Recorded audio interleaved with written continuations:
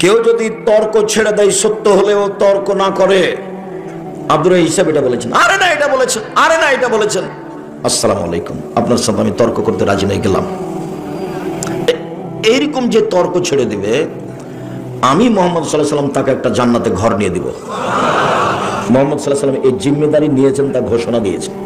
2, ওবে বাইতিন ফি রাবাজিল জান্নাহ লিমান তারাকাল মিরাহা ওয়া ইন কানা মাজে। মজাক করে হলেও কেউ যদি মিথ্যা না বলে, মজাক করে হলেও কেউ যদি মিথ্যা না বলে, আমি মোহাম্মদ সাল্লাল্লাহু আলাইহি ওয়াসাল্লাম তাকে জান্নাতের মাঝামাঝিতে একটা ঘর নিয়ে দেব। 3, ওয়া আলাল জান্নাহ লিমান হাসানা খুলুকাহু। যে তার চাল চলনকে ভালো করলো, আমি তাকে জান্নাতুল ফেরদাউস নিয়ে দেব। চাল চলন কি জিনিস?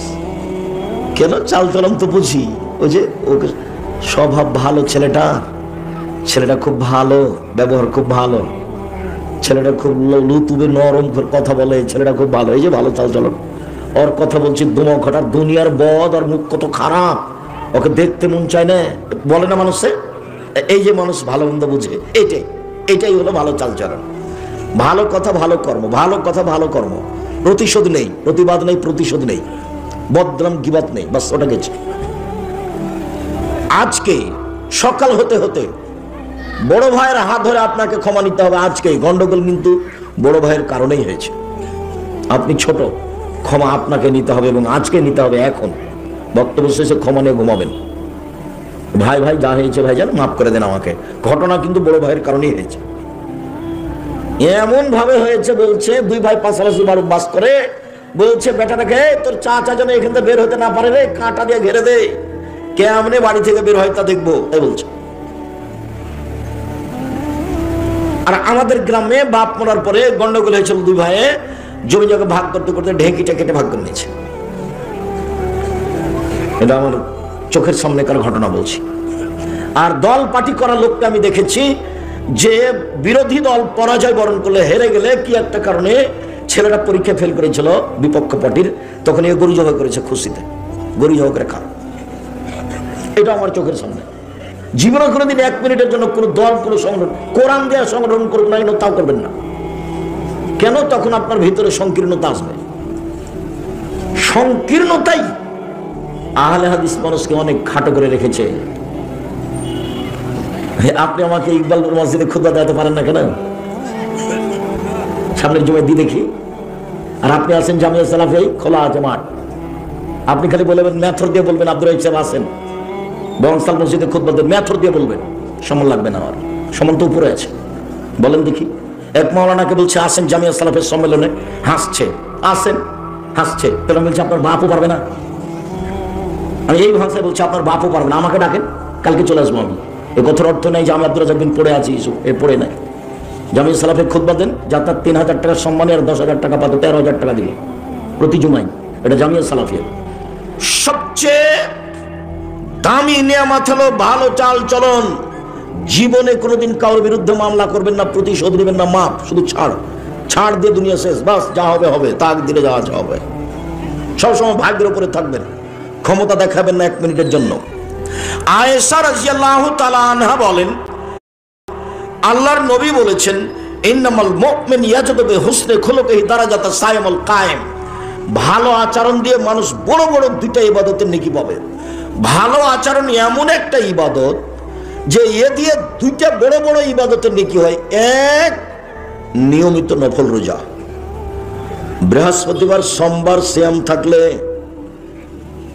শাবানের একটানা 15টা সিয়াম থাকলে, জুলহিজ্জার একটানা 9টা সিয়াম থাকলে, মুহররমের 2টা সিয়াম থাকলে, আরাফার 1টা সিয়াম থাকলে, শাওয়ালের 6টা না 7টা, 6টা সিয়াম থাকলে, সব মিলে যত নেকি হয়, প্রতি মাসে 3টে, সব মিলে যত নেকি হয়, ভালো আচরণে তত নেকি হয়। একটা আরেকটা, নিয়মিত তাহাজ্জুদ পড়ে যত নেকি হয়, ভালো আচরণে তত নেকি হয়। নবীর সাথে থাকার একটা পথ হলো ভালো তাহাজ্জুদ পড়লে নিয়মিত। আর এখানে আল্লাহ রাসূল বলছেন 2টা মিলে যা ভালো আচরণে তা, 2টা মিলে যা ভালো আচরণে তা। বলেন তো 2টা কি কি? 1, নফল সিয়াম, দুই তাহাজ্জুদ। দুটা মিলে যা ভালো আচরণে তা মনে থাকবে না। এই ছেলাই, ঘুমাচ্ছ কেন? এত তাড়াতাড়ি ঘুমাও কেন? আমার দিকে লক্ষ্য করো, মনে থাকবে না মনে হয়? ভালো আচরণ দিয়ে দুইটে, এক নফল সিয়াম তাহাজ্জুদ, দুই নফল সিয়াম তাহাজ্জুদ নফল সিয়াম, নফল সিয়াম তাহাজ্জুদ, তাহাজ্জুদ নফল সিয়াম, নফল সিয়াম তাহাজ্জুদ। মনে থাকবে না কেন? থাকাই লাগবে ইনশাআল্লাহ। আব্দুল্লাহ ইবনে আমর রাদিয়াল্লাহু তাআলা আনহু বলেন, রাসূল সাল্লাল্লাহু আলাইহি ওয়াসাল্লাম বলেছেন, চারটা জিনিস আছে যার, সবকিছু আছে তার, ইহকাল আছে তার, পরকাল আছে তার। চারটা জিনিস আছে যার, জান্নাত আছে তার। চারটা জিনিস আছে যার, সবকিছু আছে তার। একটি হলো হুসনু খালিকাত, ভালো চাল চলন। ভালো চাল চলন যার, সবকিছু তার। ভালো চাল চলন যার, সবকিছু তার।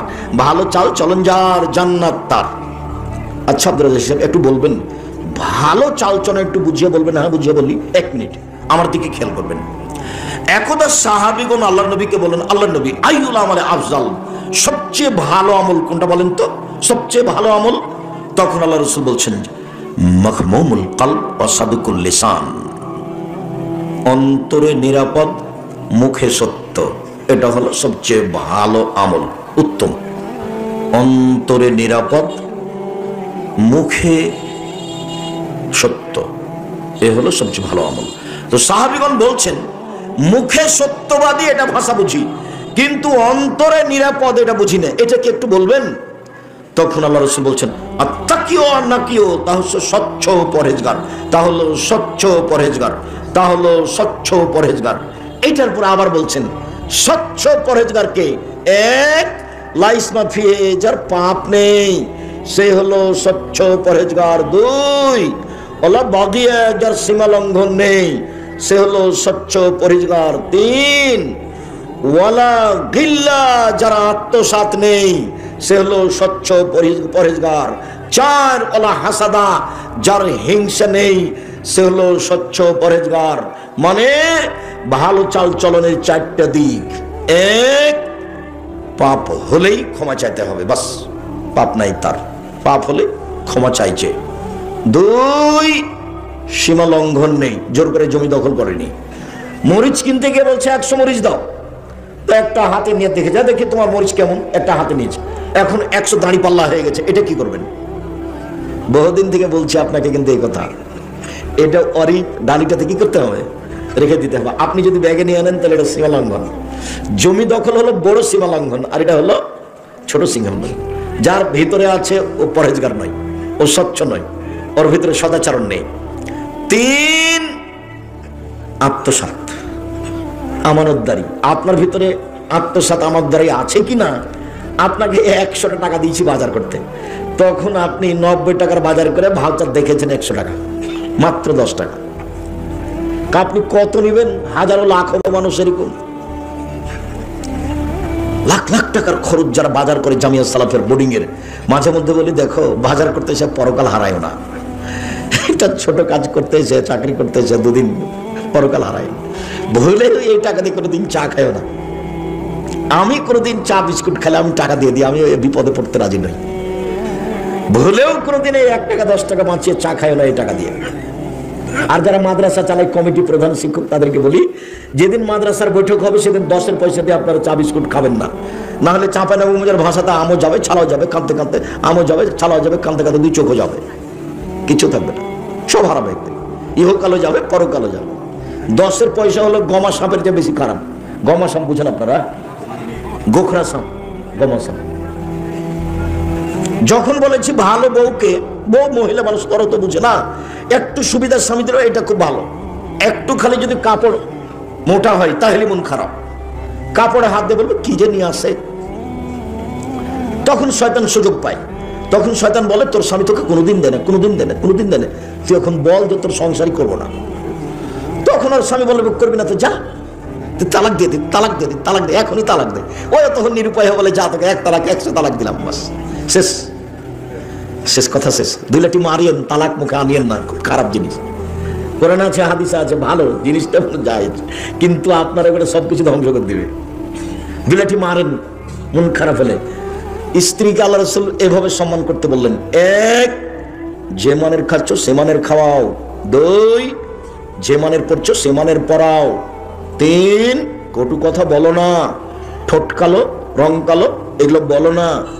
4, মুখের উপরে মারো না, মানে মারা লাগতে পারে, মুখের উপরে মারো না। 5, নিজের বাড়ি ছাড়া কোথাও থাকতে দিও না, যেতে দিও না। জরুরি প্রয়োজন ছাড়া তোমার বাড়ি ত্যাগ করতে পারবে না। বিবাহের বাড়িতে যাওয়া বহু দূরের কথা, হাটে বাজারে যাওয়া তো বহু দূরের কথা। জরুরি প্রয়োজন ছাড়া তোমার বউ বাড়ি ত্যাগ করতে পারো না। এই জিম্মেদারি পালন করো। এটা তোমার স্ত্রী তোমার কাছে পায়, এটা তোমার স্ত্রীর হক, এটা বুঝিয়ে দাও। মানে বাড়ি থেকে কোথাও যেতে দিও না, এটাও পায়, এটা আপনাকে পালন করতে হবে। বলে প্রয়োজনে মারা লাগে মারেন, কিন্তু তালাক বলিয়েন না। ধৈর্যের পরিচয় দেন, বৈঠক হতে দেন, বাপ মাকে বুঝতে দেন, শ্বশুর শাশুড়িকে বুঝতে দেন, গ্রামের দায়িত্বশীলদেরকে বুঝতে দেন, তারপরে তালাক। আগে বললেন তো গেছে। তৎ করে বললেও তালাক, রাগ করে বললেও তালাক, খেপে গিয়ে বললেও তালাক, ভালো মনে বললেও তালাক। তালাক তালাকি, এর কোনো হিসাব নিকাশ নেই। জিদ্দ হোনা জিদ্দ না, হাজলো হোনা জিদ্দ, চূড়ান্ত চূড়ান্ত, মজাকো চূড়ান্ত। আল্লাহ নবী কথা বলেছে, চূড়ান্ত চূড়ান্ত, মজাকো চূড়ান্ত। বউ নিয়ে তালাক নিয়ে খেলবেন না, তালাক দিয়ে তাকে খাটো করার চেষ্টা করিয়েন না। এই ছেলে, বউকে তালাক দিয়ে বউকে খাটো করার চেষ্টা করিও না। কিছু বলে, কিছু উপদেশ দিয়ে, দরকার হলে কিছু করে তাকে সতর্ক করো। তালাক দিয়ে তাকে সতর্ক করার চেষ্টা করিও না। তালাকের আঘাত করে তুমি তাকে তার ক্ষতি করার চেষ্টা করিও না। তুমিও কাঁদবে, সেও কাঁদবে, মধ্যে ছেলেটাও কাঁদবে, সবাই বিপদে থাকবে। সম্মানিত দিনী ভাই বোন, 4টা জিনিস যার ভিতরে নেই সেই হলো সদাচরণের অধিকারী। 1, পাপ হলে ক্ষমা চায়। 2, সীমা লঙ্ঘন করে না, ছোট বড় যেটাই হোক। 3, আত্মসাৎ করে না, 5 টাকা 2 টাকা 1 টাকা 1000 টাকা। 4, হিংসা করে না। এই হলো ভদ্র নম্র আচরণের মানুষ। হিংসা এমনিতেই হয়ে যায়। আমার দোকানে আমি আছি, ভাইজান তার দোকানে আছে, যে আছে খালি ওখানে জিনিস নাই, যে আছে খালি ওখানে জিনিস নাই, আর আমি খালি মনে মনে জ্বলছি।